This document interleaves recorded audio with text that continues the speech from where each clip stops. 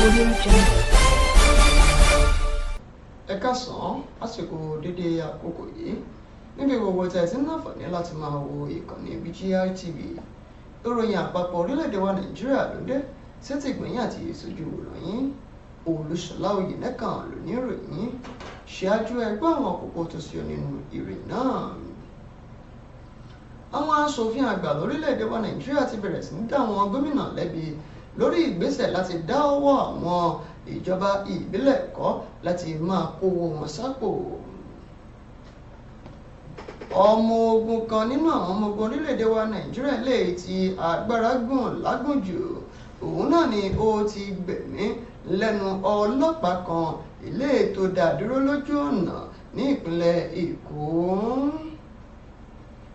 Ọwọ́ àwọn ọlọ́pàá ti tẹ ẹ̀gbọ́n àtàbúrò kan èyí tó jí ọmọbìnrin kan ọmọ ọdún mẹ́tàdínlógún tí wọ́n sì fi tipátipá ṣe ìbálòpọ̀ pẹ̀lú rẹ̀ ní ìpínlẹ̀ Ògùn. Wọ́n ti dájọ́ ikú fún àwọn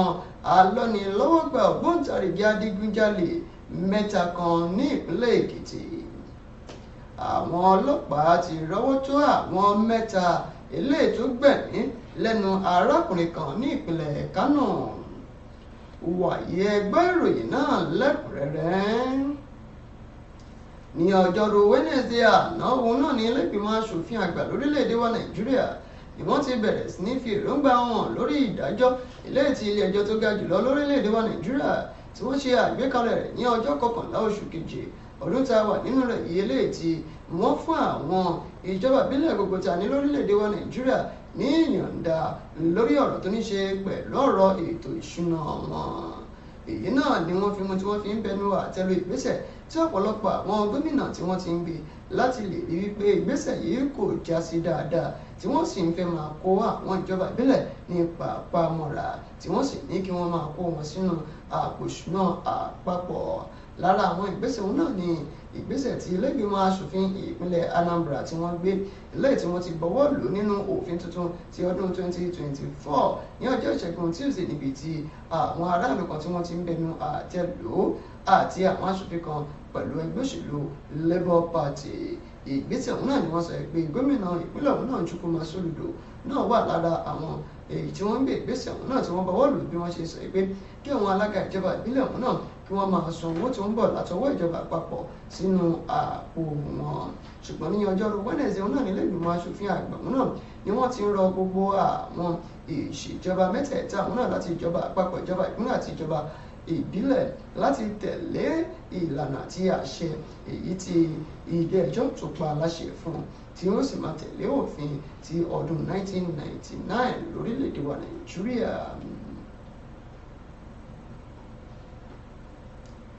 Ọmọ ogun kan tó jẹ́ kan lára àwọn ọmọ ogun tó wà ní ibùdó àwọn ọmọ ogun tó wà ní Ọ̀jọ́ ní ìpínlẹ̀ Èkó tí ẹni tó ṣíájú wọn tí wọ́n ti fi orúkọ rẹ̀ léde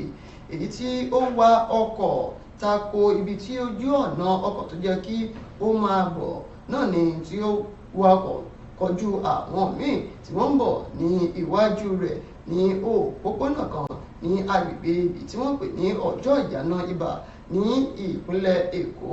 Òun náà ni ó ti ṣàṣemáṣe tó ti gún ìkan lára àwọn ọlọ́pàá eléyìí tí orúkọ rẹ̀ jẹ́ Sàkágà níhò títí di ojúkú. Gẹ́gẹ́ bí ìṣẹ̀lẹ̀ náà tí wọ́n ní ó ṣẹlẹ̀ wọ́n ní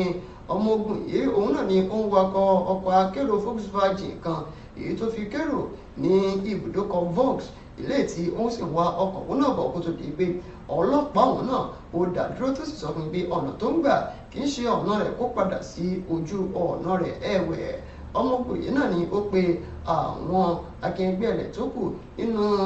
ibùdó àwọn ọmọ ogun tó wà ní Ọjọ́ Báràkì ló pè wọ́n jáde kó tó di pé wọ́n lu arákùnrin ọlọ́pàá yìí lálùbami ẹ̀wà tí ọmọ ogun náà tó sì gún ní ọ̀bẹ pélébé tó wà ní ọwọ́ rẹ̀. Wọ́n tètè gbé arákùnrin Ganiyu ọ̀hún náà dìgbàdìgbà lọ sí ilé ìwòsàn ti ìjọba ìpínlẹ̀ Èkó tó jẹ́ Lagos State University Teaching Hospital níbi tí ó ti ń gba ìtọ́jú. Ṣùgbọ́n nígbà tí ó lò bí wákàtí mélòó kan díẹ̀ ni ẹni tó jẹ́ inspector ọlọ́pàá yìí ló gbẹ̀mí mì tí wọ́n sì gbé lọ sí ilé ìtọ́jú òkú sí. Ẹ̀wẹ̀ ẹni tó jẹ́ alukoro fún iléeṣẹ́ ọlọ́pàá ẹ̀ka ti ìpínlẹ̀ Èkó Benjamin Hundeyin òun náà ni ò tí ì fèsì sí ọ̀rọ̀ ìṣẹ̀lẹ̀ tí ó ṣẹlẹ̀ yìí. Ọwọ́ ọlọ́pàá ẹ̀ka ti ìpínlẹ̀ Ògùn lọ́jọ́rú Wednesday àná yìí ti sọ pé ọwọ́ àwọn ti ba tẹ̀gbọ́n-tàbúrò méjì kan torúkọ ẹ̀gbọ́n jẹ́ Fẹ́mi Fágbóhùn ẹni ọdún 43 tó ń gbé ní agbègbè Ọ̀fadà tí èkejì náà tó jẹ́ àbúrò tó kọ̀rọ̀ jẹ́ Káyọ̀dé Fágbóhùn ẹni ọdún 39 tó ń gbé ní abúlé Sódẹ̀kẹ́ Ọ̀fadà tí ń bẹ ní ìjọba ìbílẹ̀ Ọbáfẹ́mi Òwòdé ní ìpínlẹ̀ Ògùn ibi tí wọ́n ní wọ́n jí ọmọdébìnrin kan ẹni ọdún 17 tí wọ́n jí gbé tí wọ́n sì fi tipátipá ti ṣe ìbálòpọ̀ pẹ̀lú rẹ̀ tí wọ́n tún jà á lólè. Gẹ́gẹ́ bí ìròyìn náà ti fìdí ẹ̀ múlẹ̀ wípé wọ́n wa ọkọ̀ kan ilé tí ó jẹ́ ọkọ̀ Toyota ilé tí wọ́n ń wàbọ̀ láti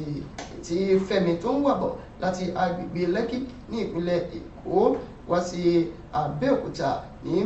láti tó ti gba ọ̀nà Mọ̀wé náà ní ìṣẹ̀lẹ̀ náà ni ó ti ṣẹlẹ̀ tí wọ́n sì sọ pé ó dúró níwájú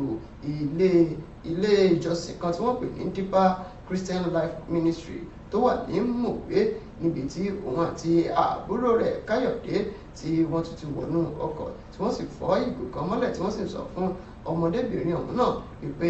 àwọn yóò gbé lọ wípé kó wọ ọkọ̀ nínú ọkọ̀ ọ̀hún náà ló ní tipátì kúùkù. Ẹni tó jẹ́ alukoro fún iléeṣẹ́ ọlọ́pàá ẹ̀ka ti ìpínlẹ̀ Ògùn arábìnrin SP Ọmọlọ́lá Olùtọ́lá ṣiṣẹ́ ọlọ́jọ́ rẹ̀ nígbà tó bá wọn akọ̀ròyìn sọ̀rọ̀ ní ọjọ́rú Wednesday àná yìí ibi tí wọ́n sọ pé wọ́n gba fóònù iPhone 13 Pro Max ní ọwọ́ rẹ̀ tí wọ́n sì tún gba owó èlé tí ó tó $50,000 ní ọwọ́ rẹ̀ kó tó di pé wọ́n tún pààrọ̀ gba owó lọ́wọ́ àfẹ́sọ́nà rẹ̀ tí orúkọ yìí ń jẹ́ Akínwálé Williams tí ó sì fi owó ọ̀hún náà ránṣẹ́ sí wọn kó wá tó di wípé ọwọ́ pálábá wọn ṣẹ́gi. Ilé ẹjọ́ gíga tó wà ní ìpínlẹ̀ Èkìtì ní ìlú Adó Èkìtì ní ọjọ́rú Wednesday àná yìí ló ti rán àwọn adigunjalè mẹ́ta kan ló ti rán wọn lọ sẹ́wọ̀n tó sì sọ pé tí wọ́n sì dájọ́ ikú fún wọn pé kí wọ́n yẹgi fún wọn nípa gbígbẹ̀mí lẹ́nu wọn látàrí ẹ̀sùn ìdigunjalè tí wọ́n fi kàn wọ́n. Àwọn mẹ́tẹ̀ẹ̀ta ọ̀hún náà ni Alexandra Solomon ẹni ọdún 19, Desmond Peter ẹni ọdún 19 àti Eric Tilley ẹni ọgbọ̀n ọdún ní iye. Gẹ́gẹ́ bí ilé ẹjọ́ ọ̀hún náà tí wọ́n ṣe gbé ìdájọ́ ọ̀hún náà kalẹ̀ pé ẹnikẹ́ni nínú ilé tí wọ́n fi ẹ̀sùn kàn tí wọ́n pe orúkọ rẹ̀ ní Promise Chile tó jẹ́ ẹni ọdún 17 ní iye òun náà ni wọ́n sọ pé ìwádìí fìdí ẹ̀ múlẹ̀ wípé kò náwó nínú ìwà ìbàjẹ́ ọ̀hún náà. Gẹ́gẹ́ bí wọ́n ṣe fi ẹ̀sùn kàn wọ́n ẹ̀sùn 4 ọ̀tọ̀ọ̀tọ̀ òun náà ni wọ́n fi kàn wọ́n ẹ̀sùn ìdigunjalè ẹ̀sùn nínáwó nínú níní àwọn nǹkan ìjà ní ọwọ́ àti àwọn ẹ̀sùn míì ilé tó tako òfin orílẹ̀-èdè wa Nàìjíríà òun náà ni wọ́n fìdí ẹ̀ múlẹ̀ tí wọ́n sì sọ pé wọ́n jẹ̀bi ẹ̀sùn ọ̀hún náà. Wọ́n ní ìwà ìbàjẹ́ ọ̀hún náà ni wọ́n wò ní ọjọ́ 7 oṣù keje ọdún 2022 kó tó di pé wọ́n ṣe ìdájọ́ wọn ní ọdún tí a wà yìí. Iléeṣẹ́ ọlọ́pàá ẹ̀ka ti ìpínlẹ̀ Kánò ti rọ́wọ́ tó àwọn afurasí mẹ́ta kan ní ìbámu pẹ̀lú arákùnrin kan ilé tí wọ́n pa torúkọ rẹ̀ jẹ́ Dárò Musa ní agbègbè Dóráyì quarters ní ìpínlẹ̀ Kánò.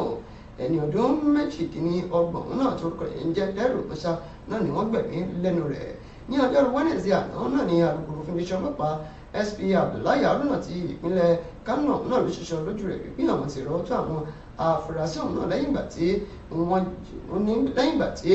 àbúrò olóògbé ọ̀hún náà nínú àbúrò olóògbé tó sọ pé Musa ló di àwátì ní ilé ní ọjọ́ 29 oṣù kẹsàn-án ọdún 2024 nǹkan bíi aago 7:30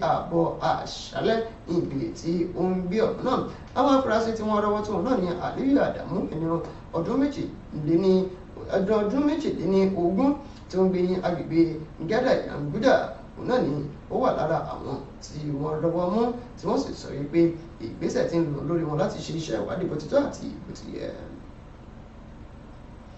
ẹ̀yin ará ìròyìn àpapọ̀ orílẹ̀-èdè wa Nàìjíríà kò ní jù bá lọ fún ti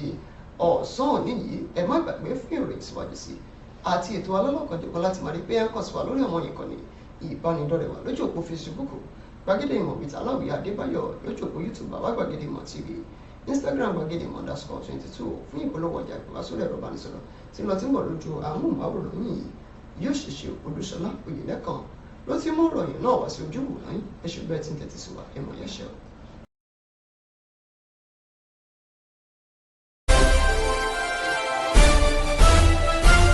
Audio Jungle.